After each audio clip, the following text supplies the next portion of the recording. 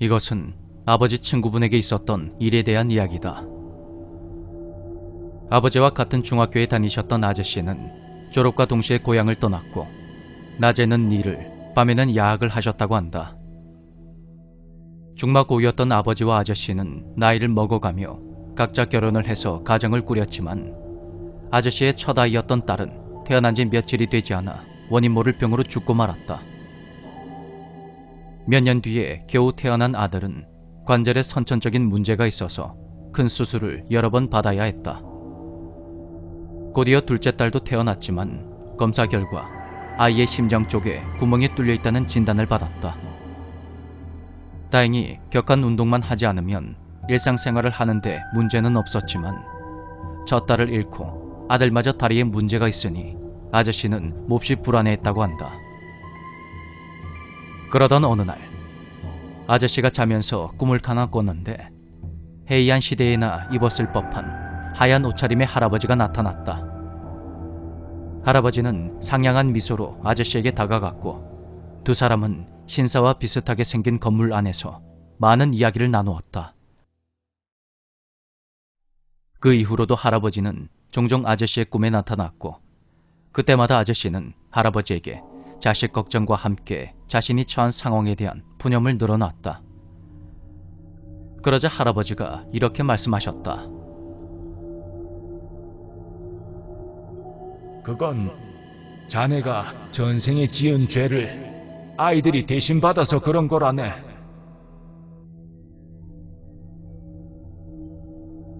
그 말을 듣는 순간 꿈에서 깨어난 아저씨는 나 때문에 내 아이들이 고통을 받는구나 하고 좌절했다.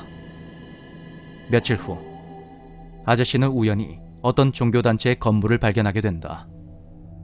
건물 입구에 있는 종교의 간판을 보는 순간 꿈속의 할아버지 목소리가 유난히 크게 귓가에 맴돌았다고 한다. 교주의 아랫단계쯤 되는 사람이 아저씨를 맞이했고 사정 이야기를 들은 그는 아저씨의 어깨를 두드리며 말했다.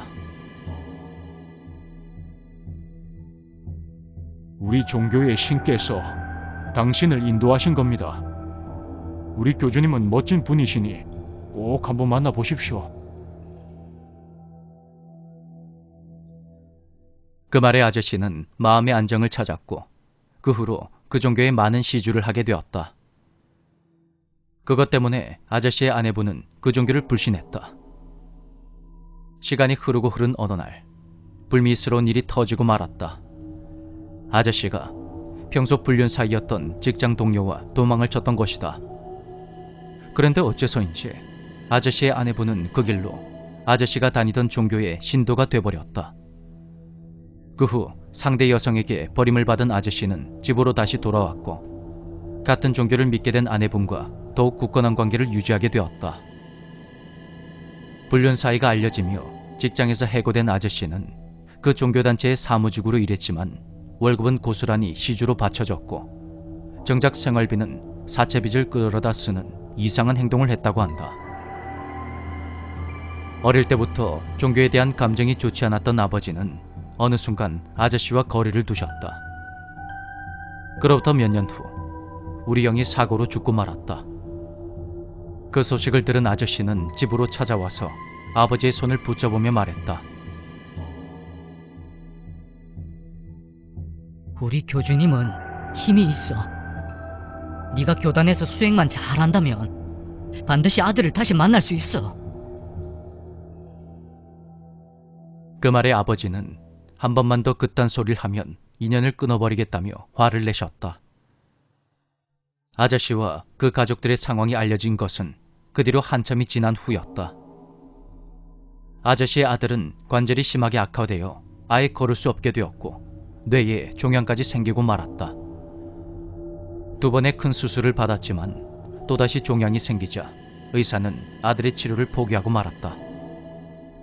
딸은 결혼 후에 많은 빚을 떠안고 이혼했으며 자궁경부암으로 자궁을 적출하고 요양 중이라고 했다.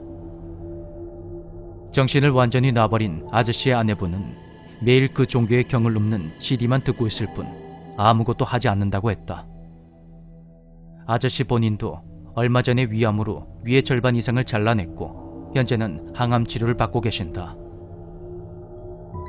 말 그대로 멀쩡한 가족이 하나도 없었던 것이다.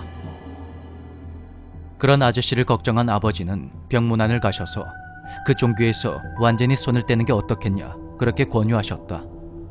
그러자 아저씨가 격분하며 이렇게 소리쳤다. 이런 괘씸한 녀석. 내가 그 종교를 믿어서 이 정도로 끝난 거지.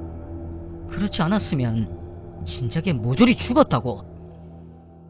꿈속의 할아버지도 교주님도 모두 같은 말씀을 하셨다고.